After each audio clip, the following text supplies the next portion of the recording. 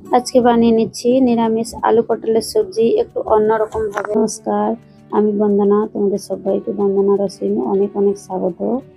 আমি তার জন্য 500 গ্রাম পটল নিয়ে নিয়েছি। পটলগুলোনের হালকা খোসা রেখে দিচ্ছি, দিয়ে এইভাবে পটলগুলোকে ছাড়িয়ে নিলাম। এমনি যে ঘিসে উপর থেকে পটলগুলোনের ছিলকা ছাড়ায় সেভাবে ছাড়ালেও হবে, কিন্তু আমি এভাবে ছাড়িয়েছিলাম। দুটো আলু দেবো, আলুগুলোকেও ছাড়িয়ে নিলাম। পটলটা খোসাগুলো ছাড়ানো হয়ে যাওয়ার পরে এভাবে কেটে নিয়েছি, কেটে ধুয়ে নিয়েছি। আমি এর সাথে সয়াবিন অ্যাড করব। আমি হাফ বাটি সয়াবিনকে গরম জলে ভিজিয়ে দিয়েছিলাম। মশলা বানালাম, একটা টমেটোর, কাঁচা লঙ্কা, আদার পিউরি বানিয়ে নিয়েছি। গ্যাসের উপরে কড়াই চড়িয়ে দিলাম, সরষের তেলে রান্না করব। যেহেতু আমি নিরামিষভাবে বানাচ্ছি সেজন্য সরষের তেলেতে রান্না করব। তেলটা গরম হতে নুন আর হলদি দিয়ে আলুটা ভাজতে দিলাম।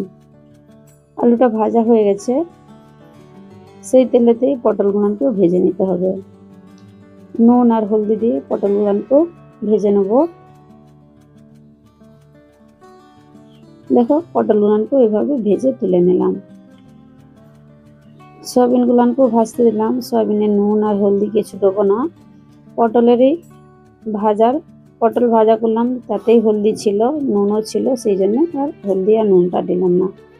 আবার কড়াইয়ে তেল অ্যাড করে তেজপাতা, শুকনো লঙ্কা, দুটো এলাচ, দারচিনি আর জিরা দিয়ে দিলাম। স্বাদ অনুসার নুন দিলাম। নুন দেওয়ার পরে টমাটোর আদার পেস্টটা দিয়ে কিছুক্ষণ কষিয়ে নিতে হবে। কিছু গুঁড়ো মশলা জল দিয়ে দিলাম।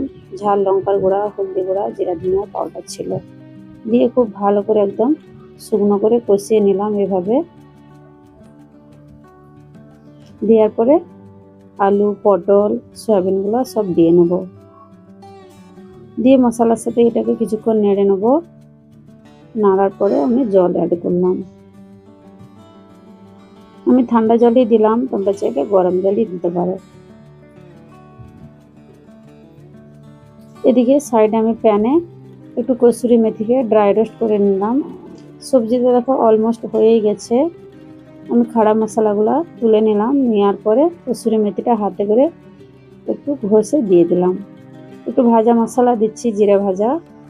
বাস সবজিটা রেডি হয়ে গেছে। খুবই সুন্দর লেগেছিল খেতে। তোমরা একবার রেসিপিটা এইভাবে ট্রাই করতে পারো, ভাত রুটি সবের সাথে দারুণ লাগে খেতে। কিন্তু আমরা তো ভাতের সাথে ট্রাই করেছিলাম। তো ভিডিওটা কেমন লাগলো অবশ্যই বলবে। রেসিপিটা ভালো লাগলে তোমরা বাড়িতে ট্রাই করতে পারো। পুরো ভিডিও দেখার জন্য অসংখ্য ধন্যবাদ। তোমরা সব ভালো থেকো, সুস্থ থেকো, এনজয়।